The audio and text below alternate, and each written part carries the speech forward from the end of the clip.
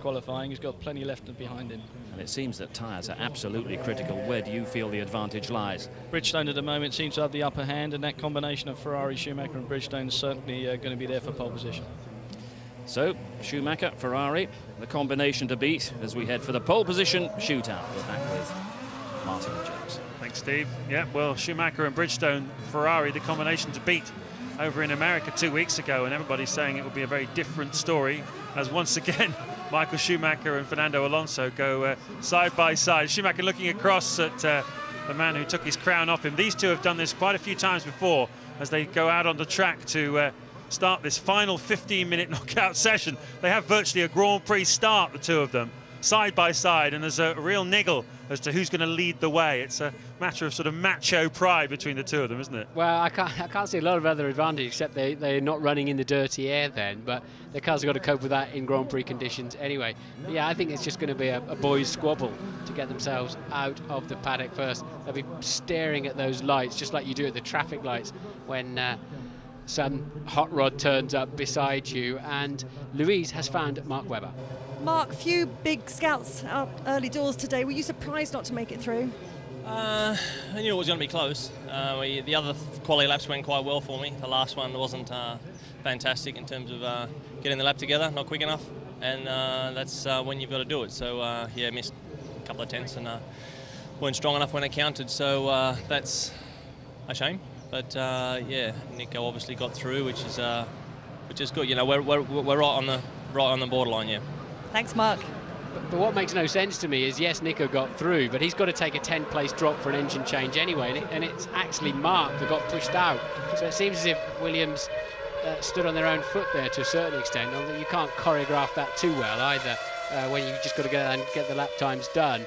Coulthard's going out to burn off some fuel. I wondered if he wouldn't even go out in the Red Bull because he's P10 at the moment, and Rosberg gets an engine drop, and Michael Schumacher goes up the inside of Alonso down at the hairpin. So Alonso's electric getaway in the pit lane did him no good whatsoever because he was caught napping. Now he's going to come back at him. What on earth is going on, boys? Steady on, you're only out there to burn fuel off, and thank goodness you've got 5 minutes less to do that today under these regulation changes. Fantastic entertainment between Fernando Alonso and Michael Schumacher. The fast-starting Renault got the drop out of the pit lane, but Michael Schumacher used all his cunning and wiles to get past Alonso in the hairpin.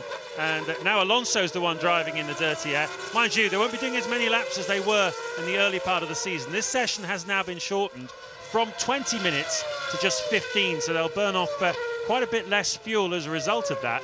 And obviously we'll be getting round to the business end of the qualifying with the pole position shootout that bit sooner as well. So great entertainment already as they go through for the first time. Remind you that the 10 cars in this pole position shootout are Fernando Alonso and Giancarlo Fisichella for Renault, Pedro de la Rosa and Kimi Raikkonen for McLaren, the two Ferraris of Michael Schumacher and Felipe Massa, the Toyotas, both of them making it into the top 10 once again, Ralf Schumacher and Jarno Trulli, and the two odd men out on their own without their teammates, Nico Rosberg and David Coulthard. Here's another look at the past, Martin, and it's only Saturday. Look how far he came back from, and Alonso luckily saw him coming. At least one day they're going to trip over each other on this silly outlap, and Louise has found Rubens Barrichello. Rubens, I know that Jensen had traffic issues on both of his laps. Any particular problems for you, or is that just the pace of the car here?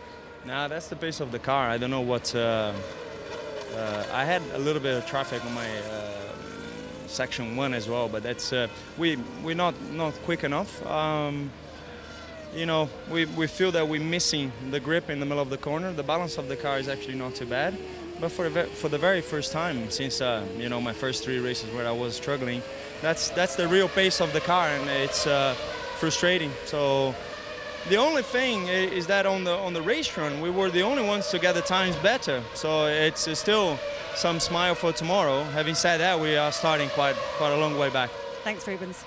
Tell you what I'm watching here. I'm watching a situation where the Ferrari looks better than the Renault again this weekend. Not to the margin we saw in Indianapolis, but we've seen Alonso. He's very ragged in that Renault all through the weekend so far, and he's struggling to hang on to Michael even in this phase. And remember, just remind you, they're in parc ferme. As soon as they roll out to the first part of this qualifying session, they're in parc ferme conditions, and they can't change anything else on the car other than tyre pressures, front wing, and put on new tyres.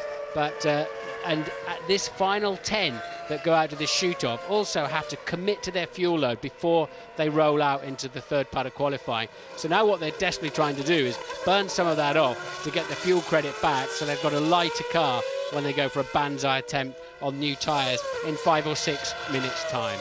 Yeah, I think talking to people around the paddock, the feeling generally was that Indianapolis was a bit of a one-off with a quite significant advantage to Bridgestone and Ferrari. Before that, we had a series of races where Michelin and Renault certainly had the upper hand. Now, Ferrari have come here this weekend with a car which is not exactly a B specification car, but it has an enormous amount of aerodynamic upgrades on it. It's a big step for them, as they always do here at the French Grand Prix. It's traditionally a weekend at which Ferrari throw a lot of new bits at the car. Now, last year they came here and were absolutely blitzed by Renault with all the new bits on the car. But this year it looks as though it's made quite a significant difference, and the tyre, critically, is making the difference as well.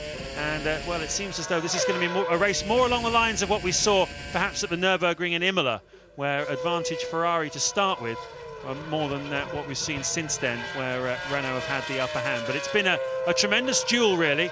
And it seems that the theme of the summer is Italy versus France, doesn't it? The World Cup final contested between those two countries, and Ferrari versus Renault in the Formula One World Championship as well. Ted Kravitz, what you got? Yeah, I'm told that Fernando Alonso has been reporting very poor grip, low grip out there on the circuit in between the sessions when he's come back and debriefed on the radio with his engineers. But well, there's not much they can do about it now. But James, the reason Renault will be annoyed about being second on the road also is the cooling, because as we've seen before, if you're behind another car, the cooling isn't as efficient as if you're first on the road like Michael Schumacher is, and cooling a real factor, very marginal for all the teams here in France. The thing I would say, though, is that Michael Schumacher and Alonso, with their little personal battle going on that means nothing, but actually they're both lapping in the 1:17s, which is a fast race pace, James. But interestingly, the last 2 laps, Alonso's been quicker than Michael Schumacher. So, not that we're watching a Grand Prix here, although it feels like it. And you can see it's got past him there.